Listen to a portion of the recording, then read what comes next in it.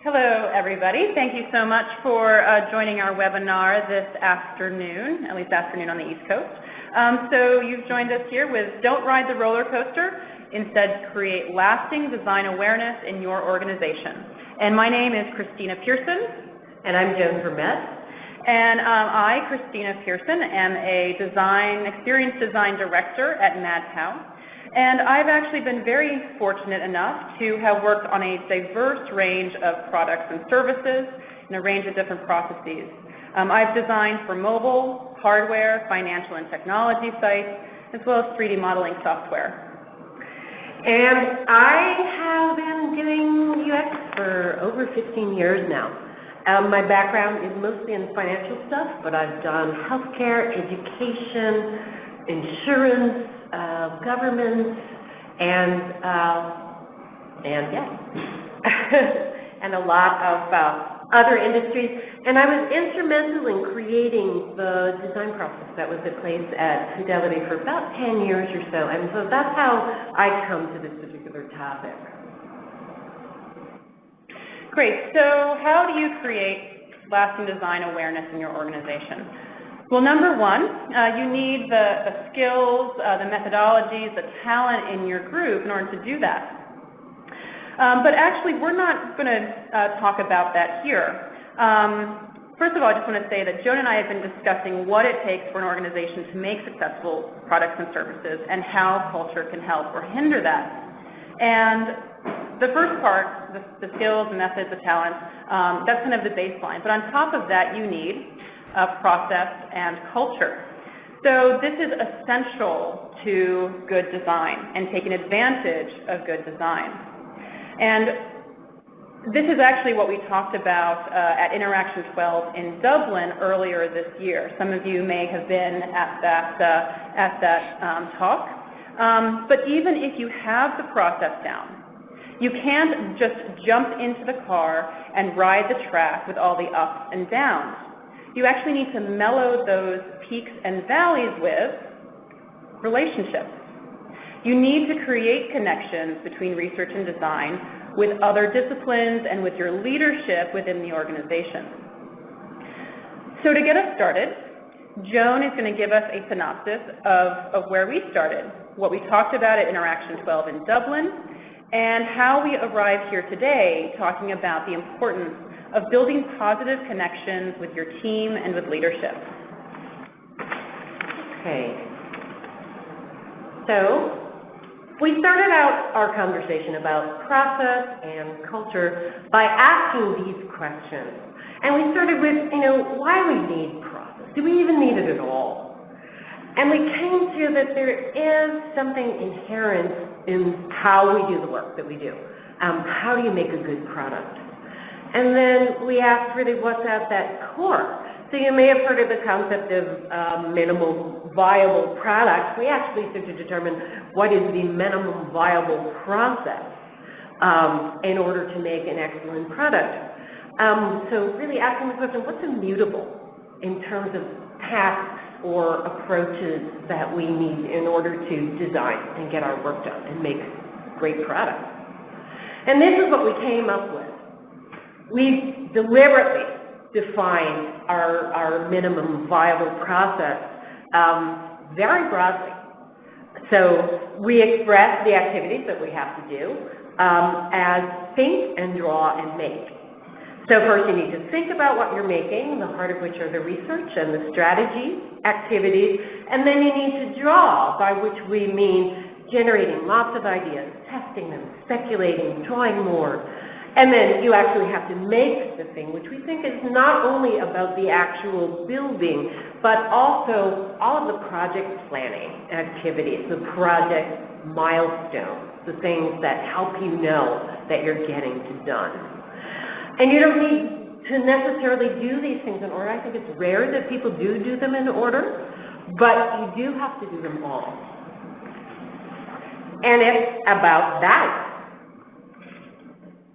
So in our experience, the specific approaches that you take to each of these activities, the ones that you choose per project, are really dependent on the weight that your organization places on each of them.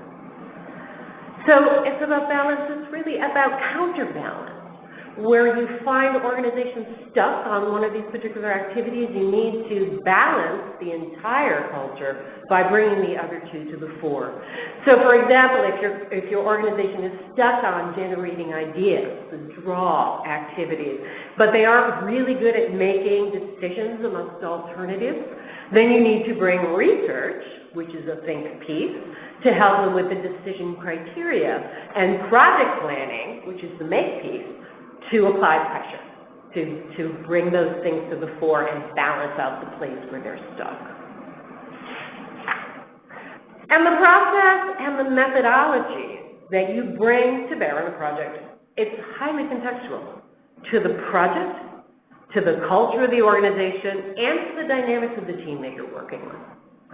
So people are fans of the process. Is it lean? Is it agile? Is it waterfall? Is it staged? Is it something that's not been thought of yet? And in my opinion, it's yes to all of them. It is really dependent on the context in which you're working. But even beyond that, I have to say that just putting a process together, putting one in place, is really not sufficient. So I come to this question of process from a certain perspective, in that back in the 90s when I was in a completely different career, my brother was working on something that really captured my imagination.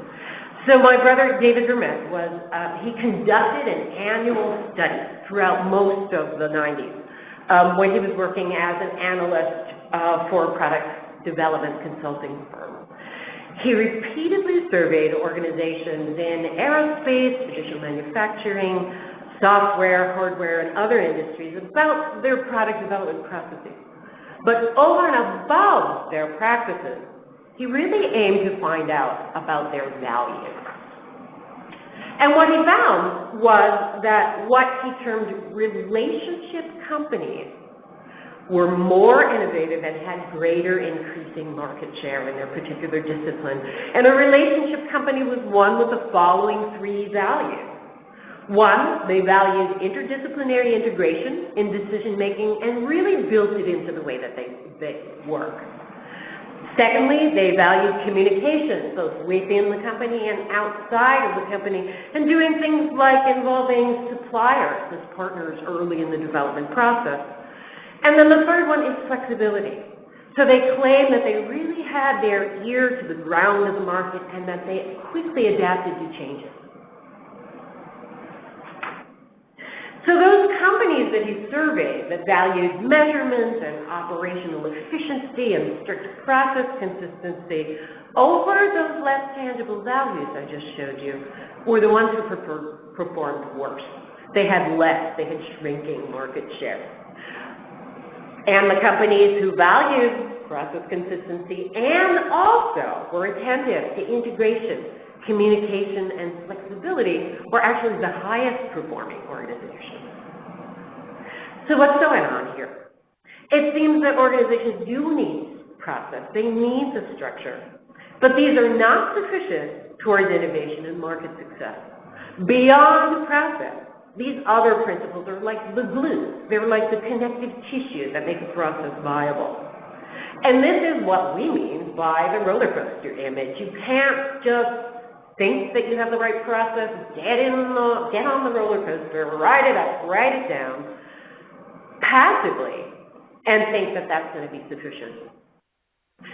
So you could think that this is old research, but the point is that I started my career as a designer with these principles in mind and have worked them and found that they really do work for me.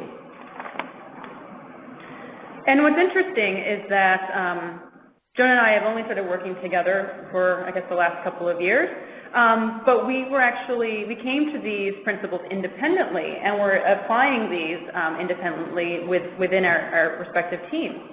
But there are two more principles we want to talk about today. And those are transparency and respect. So regarding transparency, early on in my career, I was not transparent. Not because I didn't want to be, but because I simply did not think of it. Our teams were tasked with completing a project, and I just did my part. I did my task. I sketched, I designed, I solicited feedback from developers and product owners just to make sure it was feasible and that it fit the need. But as much as I worked on my own, just getting the stuff done, I started to realize that a lot of people did not know what design was, and they wondered how I came up with the concept. So I just started to involve them in that process, in kind of the sausage-making factory, and in the decision-making. And in time, I started to realize that the transparency had other significant benefits, which we'll actually talk about in a little bit. The second, or the fifth principle that we want to talk about is respect. So respect is easy to have for your peers when you're lucky enough to have an awesome team and a supportive manager. However, if you have even just one challenging person in your circle, or someone that you just don't get along with, then it makes it really challenging to apply these other four principles. And from personal experience, I realized that I just didn't want to invite them, these people that I didn't respect, into meetings because I felt that they were just providing roadblocks and negatively impacting the productivity of the team. And Joan actually has an interesting story about this. So you can see on the slide there's this church, and this church actually is in Cambridge, in a neighborhood I used to live in. And there's this little sign there, and it's got the hours of the services and in beautiful churchy script, and it also says, everyone is welcome. Except I walked past and someone had scratched under that, everyone is welcome, except Dickie Bodette. And it's kind of something that's always stuck with me because I don't know what on earth Dickie did to be banned from this church on the sign. But I've noticed that there are Dickie Bodettes. You know, people sometimes on a project team, you're like, how do I get beyond this? So you may very well have a Dickie Bodette on your team or in your organization, someone that impacts the work that you're trying to do. And if you do, it is really important to understand that none of these principles, integration, communication, flexibility, and transparency, are possible without respect first. So let's just run through these real quick. So the first is integration, and this is about collaborating with your cross-functional teams. Share in the decision-making power. Number two, communication. So this is about listening and communicating outwardly more than you think. Thirdly, we have flexibility. So this is kind of three parts of this, being flexible with your usability techniques, your processes, as well as your design. Transparency is about not just sending an email, communicating a schedule or the results of a study, but actually taking the lid off of your creative process. And finally, respect. Respect your peers. You don't have to like them, but if you respect them, they'll respect you and the discipline of design, research, and usability. So starting with the first principle, integration. So integration, this was actually something I learned in school, as many of my projects were multidisciplinary. And I just saw the value in that, so I carried that forward in my work. But I found that multidisciplinary approach was not so obvious to other people. Other people would just work in their cubes and then, hand it off to somebody else. And I've worked in a range of different cultures and processes, from iterative design, waterfall, agile, staged, and other processes that actually don't have a formal name. And I've worked in organizations where you just pass the spec over the wall and got questions via a bug system. So I actually kind of threw those formalities aside, and instead I would pull developers into the mix. I pulled QA and support people into key requirements discussion because, frankly, they know the product better than anyone else. And since every process has flaws, I believe these multidisciplinary engagements really help work through those glitches. They even out the ups and downs of any development process. And so organizational silos are sort of the enemy. They're old thoughts that's been made concrete. And new thoughts can only happen when they're sliced laterally. People in their silos need to be in contact with people in other silos and really learn from their perspective. And because we UXers touch on all of those points and get to speak into the silos, it's really our job to facilitate that communication. And so your less obvious colleagues are a wealth of information. And, for instance, customer care people are an example of folks that always get left off the digital project teams that I work on. And that is very funny because practically no one in your company knows more about your customers. I was working on a team that I was helping to start up, a UX team, and we were trying to create personas for the products that we were dealing with, but of course we had no budget for that at all. And so I assigned it to one team member, and he went off and he read about how to make a persona and came back, and I kind of started looking at them going, dude, where did you get this stuff? And he was like, well, I tried to do my best and I used my gut. And I'm like, Anthony, your gut is awesome. Data is better. So why don't you go to the customer care people and see what they have and maybe listen in on some of their calls, which he did do. And it turns out that they had reams of data that absolutely no one else was looking at but them.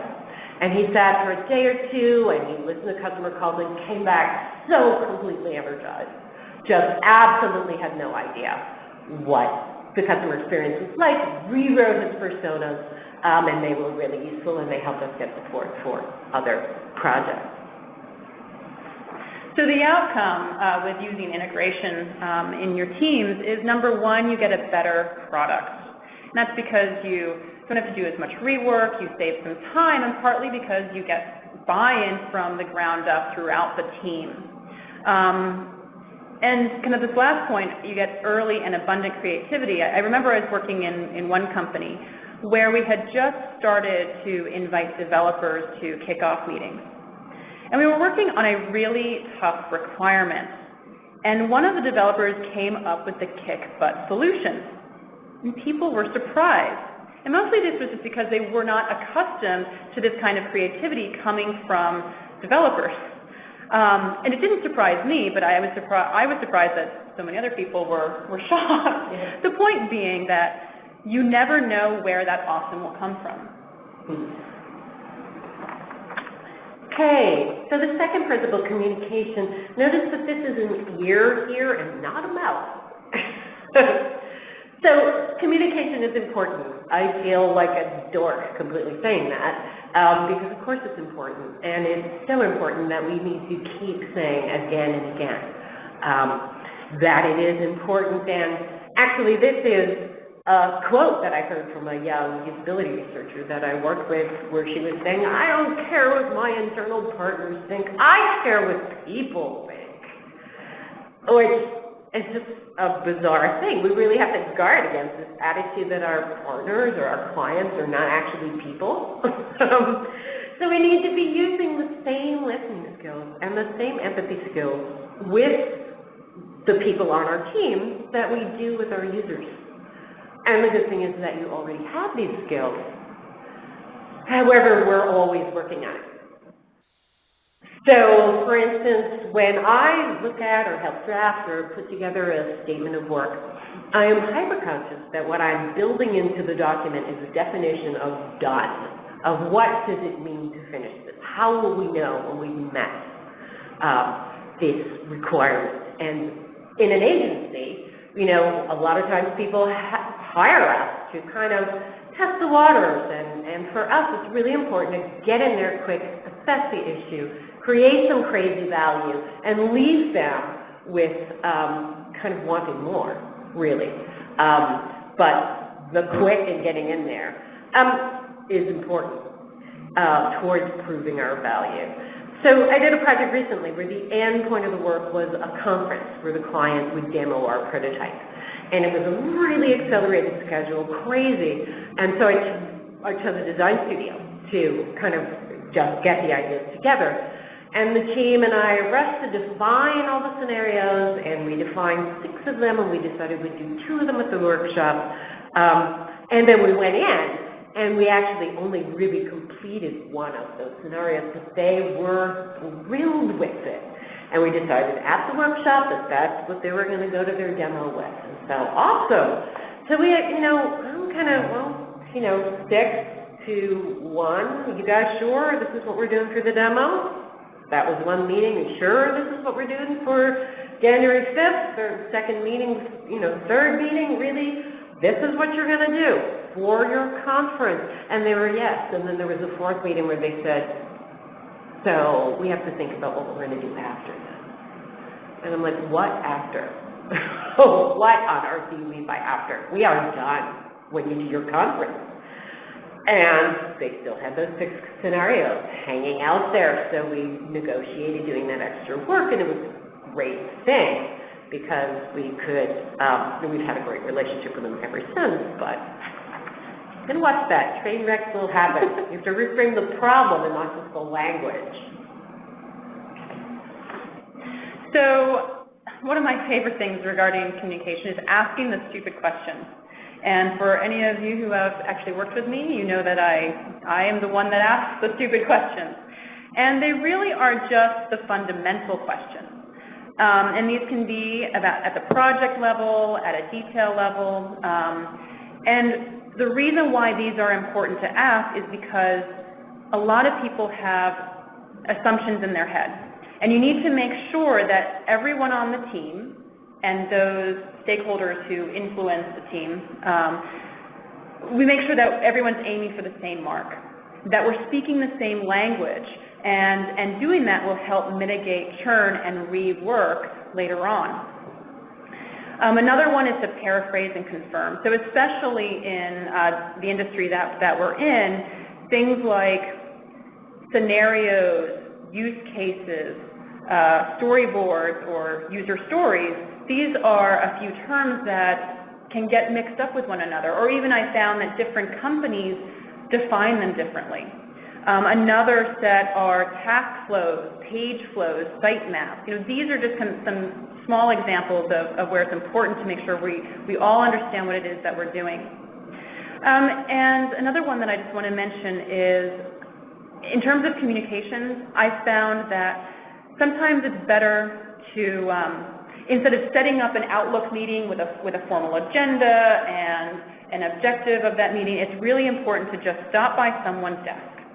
So you can stop by your product manager's desk and just say, what do you think about that meeting this morning? Do you have any concerns? And you may very well find that it is those one-on-one interactions where you build your relationships, you build trust, and where you're really going to find out, what people's ideas are and their concerns are, much more so than in a round-robin meeting with 10 people.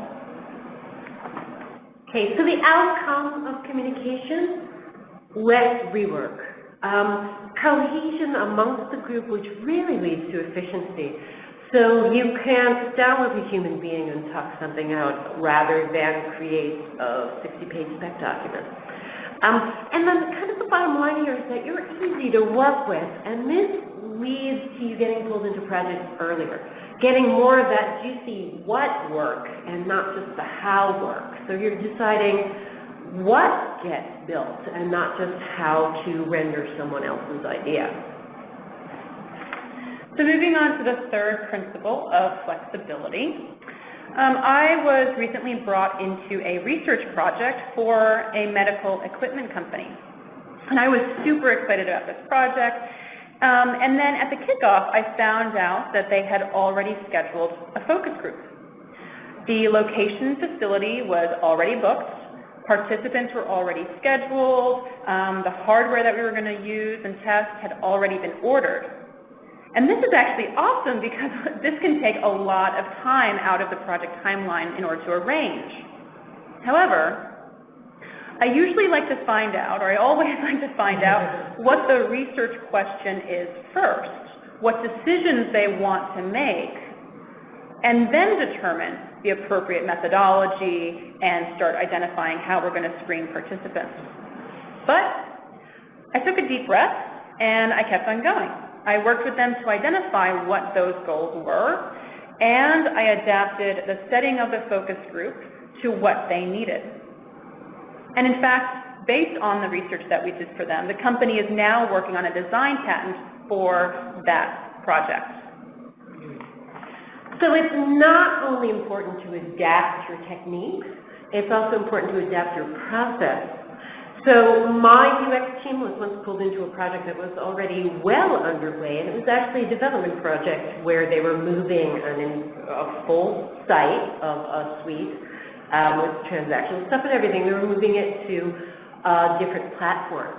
And they kind of turned around, at the 11th hour and said, hey, why don't we redecorate? Why don't we take some time to change this? And we've got the hood open on the car.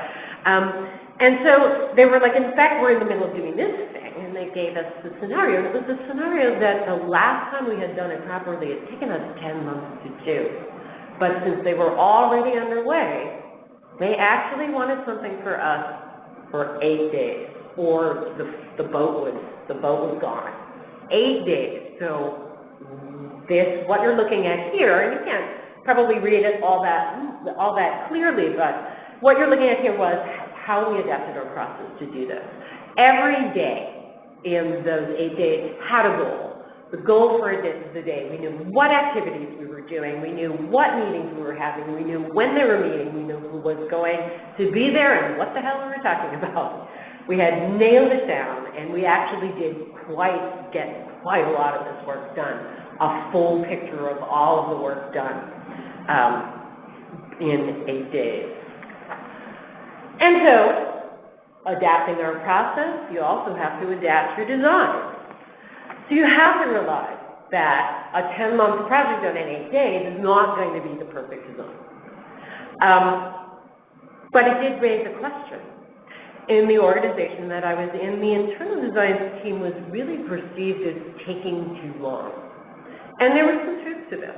And it stemmed from the fact that typically once you launched a project, something was going to be out there for about 3 years. And our attitude was, if we were going to have to live with it for 3 years, we wanted it to be perfect. But it was a vicious cycle. So slow development cycles and slow content refreshes meant that we put the brakes on too. And it occurred to me that working as we'd done in the project I was just talking about might have been just the thing to break the vicious cycle.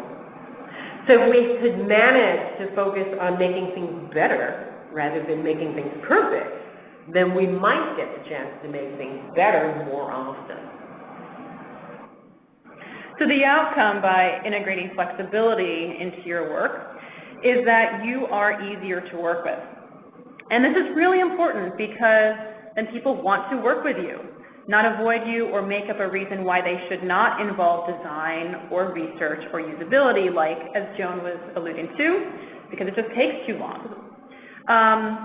And by being more flexible and being more open to the culture and constraints that you might have, design and research will get more opportunities to do even more interesting work. And flexibility is a really important tool to build those relationships in the organization. Okay, so the next principle is transparency. Share your process with people and share the rationale for the decisions that you make. I was working on a back office application, which I love those, and we were actually putting a notification system, an alert system into this back office app. And they had, before they took us on, they had spent a whole bunch of money having consultants write requirements, and they were reading the paper of these requirements, and I sat and went through them, and it really felt like they were warmed over versions of the current design. So there was actually in requirements design specifications, and then there were things like let's add a new tab and glom this functionality in there. So there was a little concern when, I approached the project team. But we did a one-day design studio workshop, and everybody got their hands dirty. It was amazing, and we worked together to come up with experience goals. What should this thing be? What should it feel like? What should people say about it? And at the end of the day, we came to a completely different paradigm than the one that was in the requirements. They were thrilled with it, and in that case, the awesome actually came from a junior project manager. Go dude.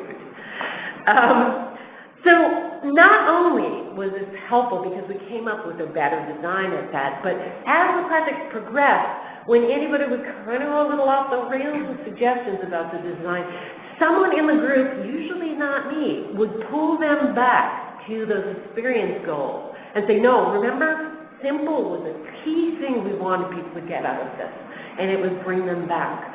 So that is a great reason for a great benefit to getting people in there and being transparent with your process.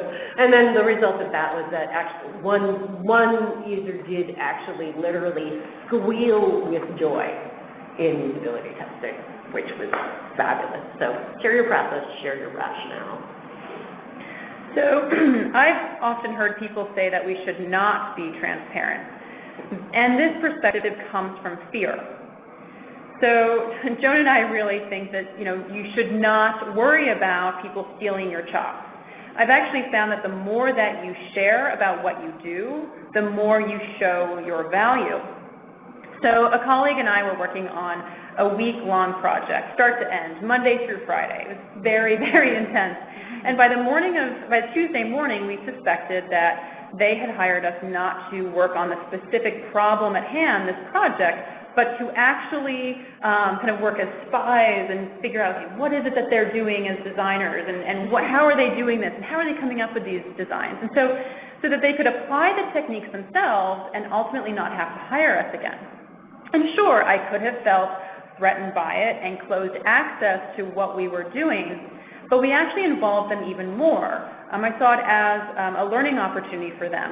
And in fact, because they learned so much about design and research, and we actually solved the problem that they were trying to resolve, because they learned so much, they actually saw how that sausage was made, and we earned their trust.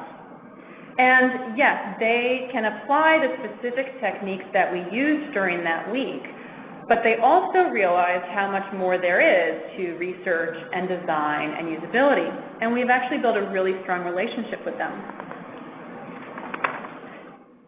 So in terms of the outcomes for transparency, if you integrate transparency, it really enhances the value of design to the organization as the larger team begins to realize that this is challenging stuff.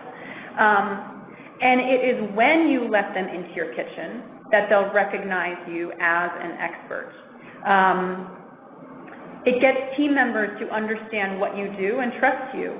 So when you're in a meeting and instead of team members rebutting a usability point, they'll actually be more likely to listen to what you and your users have to say.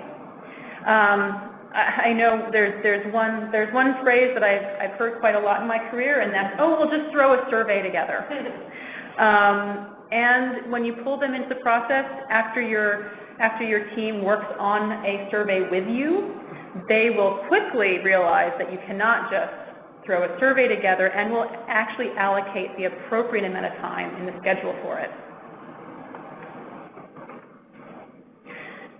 So moving on to the fifth principle of respect, let's think back to Dickie Baudet.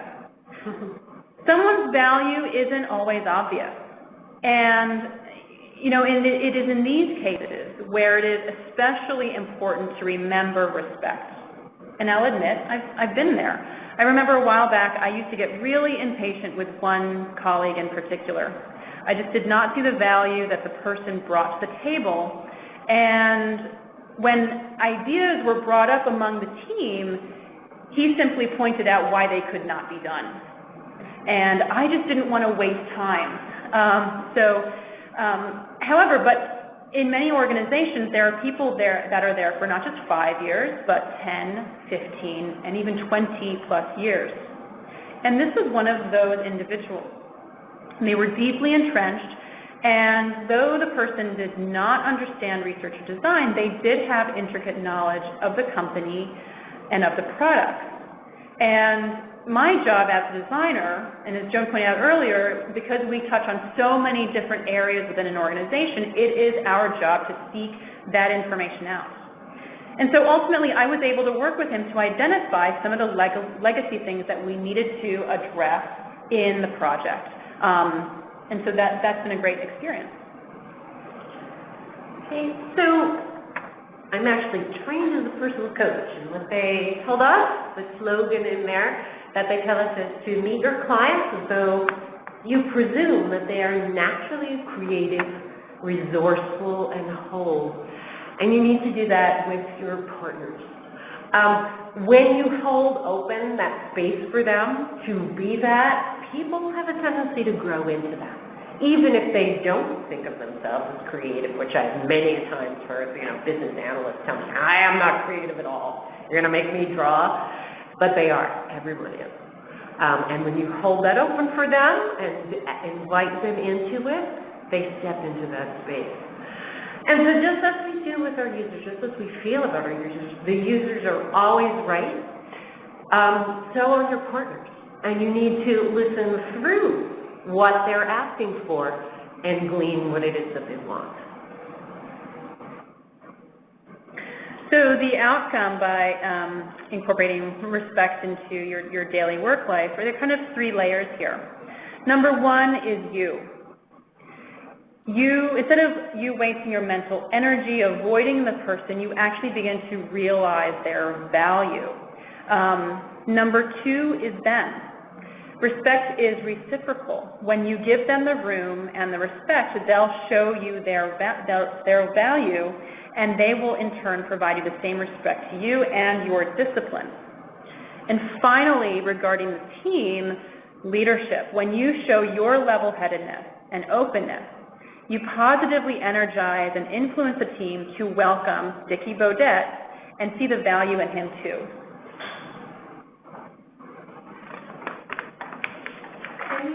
So this is our kind of little toolkit for each of these principles. We're just going to quickly run through this. So integration, understand the silos. When you finish your stakeholder interviews, always ask the question, are there other groups who will be impacted by this? And who can I speak to there? Because every department has a maven, have people, as Christina said, have really deep knowledge of either the domain or the technical systems or the social systems or all 3. They know how they're sort of jury-rigged. And these people are usually not the person in charge, and it's your job to find the maven, talk to them, and bring them in, and insist on their participation. So invite them to the right meetings, to design sessions, research events, and not just keep their body there, bring them out, ask them for their contribution. The toolkit for communication is number 1, listen. Really listen. And as we said earlier, asking the stupid questions. Also, it's important to use their vernacular. So don't use usability terms if your team is not familiar with them. You need to instead decode your professional jargon and your acronyms so that people understand it. You need to make sure that that does not become a barrier for them getting excited and interested in what it is that we do. And of course, there is a balance between making them feel welcome and then educating the team so that they don't persist incorrect use of terms. And it is with really large, complex, cross-divisional projects I've worked on that I found these communication tools are essential. So the third toolkit we'll take a look at is actually regarding flexibility.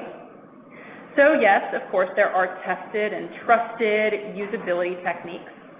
However, if you can't do your job by the book because of budget or schedule, then it is your job to understand what is at the heart of each of those things that we do and carry that forward. And I know many of you will probably hang me out to dry out back for saying this, but not everything has to be formally researched or follow the formal protocols. It really is about taking the initiative to do what you can do. And you may actually find that it's an opportunity to create new techniques. Transparency Toolkit Design Studio is an excellent exercise, and actually our colleague Adam Connor does some great presentations on Design Studio and the art of critique. But get in there, you don't necessarily have to have a formal 2-day workshop in order to do this. Sit down with people and hand them a pen. Sit down with your users and hand them a pen. And the other thing is, insisting on participation. I'm a big fan myself of this kind of idea of creating and posting collateral. So get the big butcher paper from the workshop, hang it in the hallway, march people over to it. I've seen people just kind of waiting for a meeting, staring at the wall, moving stickies around and having, it's a great opportunity to have a conversation with people about what matters in the project and get their input. So the toolkit for respect includes a few different things, and number one is self-awareness. Recognize the stress from impatience or avoidance, and in turn turn that impatience into curiosity, into letting that person show you and give them the opportunity to show you their value. Modify your mindset. As Joan said earlier, think of your team and teammates as automatically resourceful, creative, and whole. And rather than rolling your eyes, do what you normally do when you're facilitating any sort of workshop or working with your end users. Ask for clarification and build on the ideas of others. You have these skills interacting with your users. Use them with your colleagues as well. So we're kind of coming towards the end of our little webinar here. And so in creating design awareness in your organization, number one, kind of like the Maslow's hierarchy of needs. We need the mad skills, the methods, the talents. You need that. You need the process and culture in order to facilitate that. But the thing that we've been talking about here is really about relationships. So smoothing out those hills and valleys of process with these relationship principles of integration. So of integration, communication, flexibility, transparency, and respect. So integration is really about sharing in the decision-making power, collaborating so that you can pull creativity early on in the project, get buy-in. Communication is about listening, communicating more than you think, asking the stupid questions. Flexibility, being flexible with your usability technique, your processes, your design, and see those constraints as a way to develop new techniques and processes. Fourth is transparency. Insist on the participation of your team members. Once they see you in action, they'll recognize you as an expert and pull you sooner and sooner into problem-solving meetings. And finally, respect. You don't have to like them, but you do need to respect your peers and colleagues, and they'll respect you and the discipline of design. Doing so will enable you to find a maven in your midst. And actually, finally, utilizing these 5 principles, Joan and I have found that we get more and more interesting work. The what work and not just the how work. So we want to throw it open to some questions if there are some. Okay.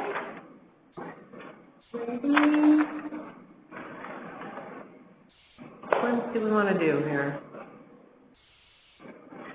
So let's see. We have a couple questions coming in here. Let's take a look.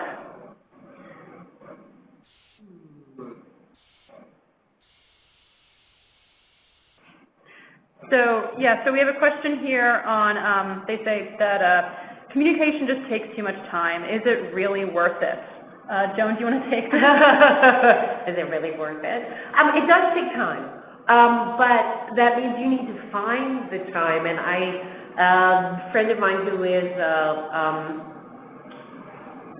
who actually is an employment counselor, helps people find jobs, executives find jobs, pointed me towards a book called Never Eat Alone. And although it's not necessarily my style of book, the idea is, I had a habit of kind of showing up around 11:30 in the morning to kind of talk to my main sponsors on a project, and and then, well, they're off to lunch, so I join them for lunch, or I take them to lunch, and it's a really good idea for you to find a little bit of time where you can kind of informally talk to people and feel them out. Find out where they are at emotionally and not just cognitively, and get to some of the underlying, resistances or things that might help you run your project better. Another question that we have here is, it's an integration question. So what if you let people into the process and into your design sessions, and they still think it's easy and still don't respect you? This is an interesting one. I think Joan and I don't really believe that all design needs to be done by designers. It's actually my opinion that it's less about designers doing the design work, and it's more about spreading the design thinking, the way of approaching problems. You need to spread that throughout the organization. Right. And it is actually that helps to build successful products and services. And it actually becomes a language that you can all speak in order to make those successful products and services. Yeah, I don't care so much that they don't respect me, but I want them to respect design. Right. Me, I'm a loudmouth. I get that, but I mean. So let's see if there's anything else. Anything else out there? Okay.